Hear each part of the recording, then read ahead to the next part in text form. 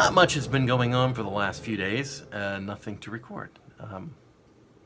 It's the weekend again. The kids are both at a chess tournament this time, and it's a 2-day chess tournament. James had to qualify because he's in junior high, but all high school students are allowed to enter. So Michelle, who has not done many of these, has entered, and we'll see how it goes. The competitors are much stronger than James so far. His chess rating is somewhere in the 900 range, and they're in the 2000s. So I don't know how Michelle will do. She's not rated. I guess maybe after this she will be. Anyway, now I'm going to recount to you my stupid eBay story. Because what have I got? That's what I've got. I've got my stupid eBay story. So we're selling stuff off. We're getting rid of stuff in the house that we don't use. And one of the things we had is a food saver. And if you don't know what a food saver is, it's a vacuum seal device. You put a bag in it and you seal one end, and then you put food in the bag, and then you seal it. It sucks the air out of it, and it keeps it longer than it would without having the air sucked out of it. And ours broke. We haven't used it in a long time, but ours broke. But in addition to those things, you also have these canisters that you can put stuff in and suck the air out of, and the canisters stay sealed and preserve things longer. And those even got less use than the food saver. So we had these canisters, jar lids, and meat marinator and all this stuff. And I'm like, I could give it to Goodwill, but I'm getting nothing out of that. And it's small enough, and it's interesting enough, and a lot of people have them, and maybe I can eBay it. So it's the first thing I've eBayed in years. I've got an excellent seller and buyer rating on eBay, but it's been 8 years, I think, since I did my last eBay. So, I'm a little rusty at it. Things have changed. Anyway, this is the box right there. And I put the stuff in the box, and had a hell of a time finding a box. Put the stuff in the box, and put a little piece of tape on it just to keep it in place. And I took it down to the post office. This was a week ago. And I weighed it. And it was 6 pounds, 10.5 ounces. Okay? So 6 pounds, 11 ounces for weight purposes. And on eBay, you don't have to deal with that. You just put in the box dimensions and the weight, and it calculates how much that's going to be, and it charges that to the buyer as an add-on to the cost of the auction. Fine. Which is all fine. Well, almost immediately somebody came back and said, really? That's the shipping cost? Aren't you charging a little too much? I'm like, well, I'm not really charging that. eBay is telling you how much it is, but, fine here. I hadn't done it, but I posted a picture of the scale because I had taken it to the post office, and I'd snapped a picture of the panel. It was 6 pounds, 10.5 ounces. I was like, that's what I put in, 6 pounds. That's what it says the postage is. That's what the postage is, which is like $18.05. Just FYI, for the purposes of this narrative. Anyway, the auction went forward, and it sold. And it sold yesterday. And so I went to eBay, and you can print your own postage from eBay, and which I've always done, although it's changed a little bit again. But I went into the thing, and I said, okay, print the postage.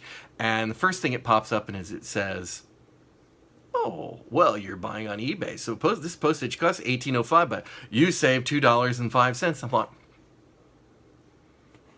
okay, well, I'm fine with that. That's just $2 more profit for me. But, okay, weird. And then, so I printed the postage. And there's an option that says, print the value of the postage on the label. And I thought, well, the value of the postage is $18.05. Right? What I paid for it is not the value. The value is the postage amount that I'm purchasing. Right? Right? Wrong. But the damn thing printed out the $15 number. So now I'm thinking when I send this to the person, they're going to look at that and they're going to go, oh, $15, huh? Uh-huh. Uh-huh. The lying bastard. Or whatever. It's like, it was totally, I was thinking too much. I was thinking ahead. And it's like, stupid post office. Why would you put the amount you paid? It's supposed to be the amount of postage that it is. It doesn't matter if I only paid 2 cents for the postage. If it's 20 cents worth of postage, I want my 20 cents of postage on the thing. So somebody looking at it goes, yes, that's the right amount of postage anyway. It doesn't really matter. It does matter, but it doesn't really matter. So I thought, oh, well, I'll live with it. If they complain, well, they complain. But I really don't want them to because I don't have any recent feedback and I got a bunch of stuff to sell on eBay. And I want to be completely above board. I'm not trying to screw them out of anything, right? I mean, it's the thing and I'll get it to them and there's the deal. And if they're happy with that price, I'm happy with the price and life's good.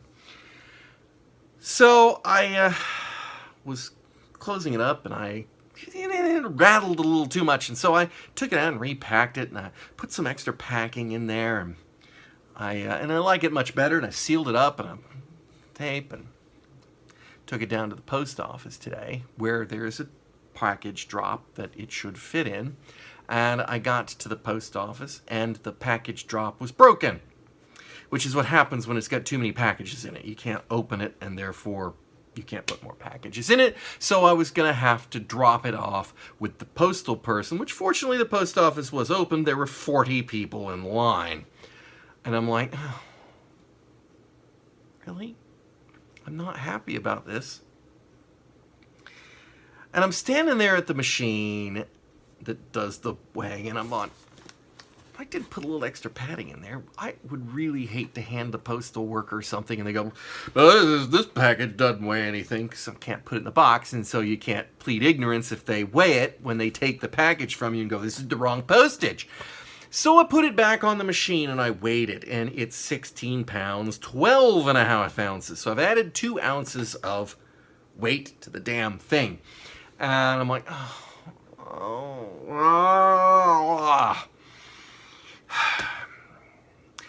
And of course, because the shipping is tied to eBay, when you print the postage, it sends a notice to the buyer saying, here's your tracking. So I didn't want to destroy this, go to the stand in 40 people line, have them weigh it, put the postage on there myself, themselves. So I thought, well, I'll come back and I'll see if I can do anything. So I bring the package back home. I check on the eBay site, and sure enough, you can void the postage label. I'm like, well, I hate to do it, but I mean, I'm going to void the postage label. I'm just going to print another. Again, not playing any kind of a game with a guy who bought this. I'm just, trying to get it right. I don't want them to get a package that says, you have to pay $1 because the jerk who sent this didn't pay the amount, and then have it show $15 on the label, and when he was expecting it to pay $18, and, leave me like con artist, bastard, 0 stars, etc. on my eBay auction.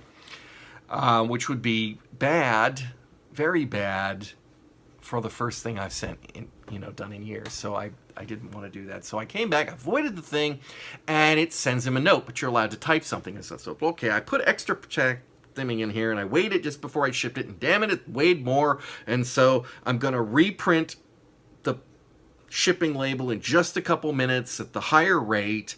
And of course, I'm eating the cost. Right? Sorry for the delay, and I apologize. I'm not even required to ship the thing until Tuesday, and it's just Saturday today. So, it's not like I'm behind the gun or anything, in front of the gun or under the gun or whatever that phrase is, but just, it's unprofessional and it's stupid, but what can I do? I don't want to get dinged for not paying enough for the postage. So I voided it. Then I had a hell of a time finding a way of printing a new one through eBay, but I finally did, and I got to print it, and it claims it sent the tracking number to the guy who bought the package. I was able to put in the revised weight, and then it came out with the price, which was exactly the same amount. Exactly the same amount. So it was a complete and absolute waste of all the effort that was going on there. Not happy about that. Anyhow, practical upstart is, and now I've sent, I got into the auction. I sent the guy another note, and I said, look, right, you got the thing. I think you got the thing that said I canceled it, which might look like it was backing out of the auction. I am definitely not backing out of the auction. You should have gotten another one that said that here's a new shipping label. Here, just in case you didn't get that, here's the new tracking number on the thing, and I have to drop it off at the post office on Monday now because I can't drop it off at the post office today. I can't put it in the box because the box is broken, and they're, they close at 1 or something like that, and it was just about 1 o'clock when I did that, and of course there'd been 40 people in line. Anyway, so I'll have to do it Monday. And you know, it's all above board, and it's all totally kosher, and it's all, you know, from a good place in my heart. But it just, I feel like it looks stupid. It makes me look stupid, is what it does.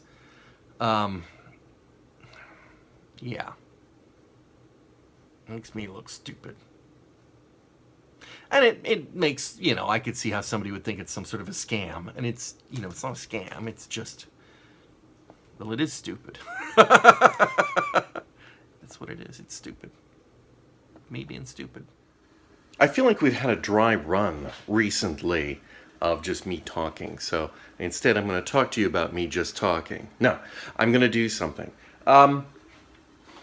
When I was a kid, when I was in middle school, junior high school, whatever you want to call it, was about the time that my dad, maybe he started dating or whatever you want to call it, earlier than that, but that's when he finally kind of let me in on the knowledge. And at one time he had the first girlfriend that he had was, well, she was kind of eager to impress me. And I was probably not particularly in the mood to be impressed. And it's funny because it's not like I had any deep attachment to my mother because I know her. But anyhow, she could cook. And one of the things that she could cook was she would take like leftover noodles from a roast dinner the next day, and she would just cook them, and she would fry them up in butter, and they were so good. And I've tried years to do this, and I never get it right. And I have an idea what I'm going to try today. So we're going to cook up some noodles because I don't have any leftovers, and we're going to see if we can make fried noodles this morning.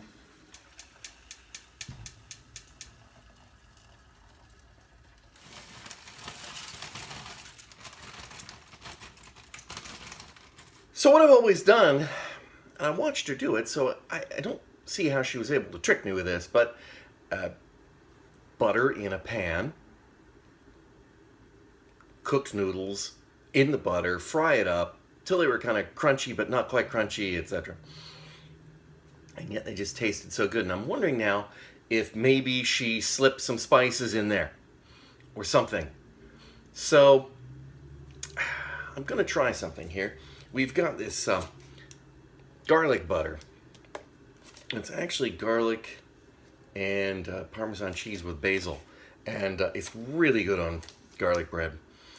You just put it on and magic garlic bread. I'm going to try cooking in this and see if that makes a difference. And if not, how bad could it be?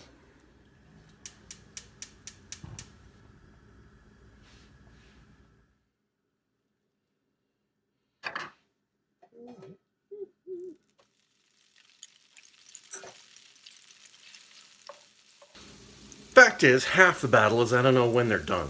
I mean, how crunchy should they be? I don't know. Anyway, I'm going to try them. They smell fantastic.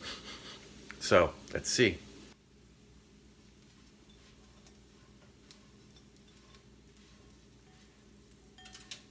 Oops.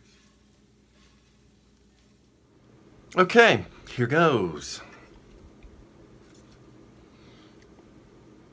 The bowl of noodles. I could definitely hear them crunching. Well, crunching is not the right word, but making a solid noise when they hit the bowl instead of just a wet, floppy noodle sound. So we've got some, it smells like garlic butter and Parmesan.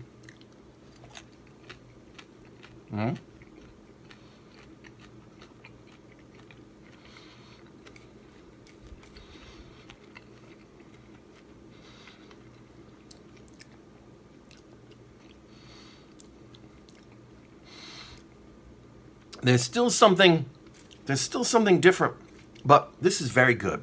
This is definitely an enjoyable meal.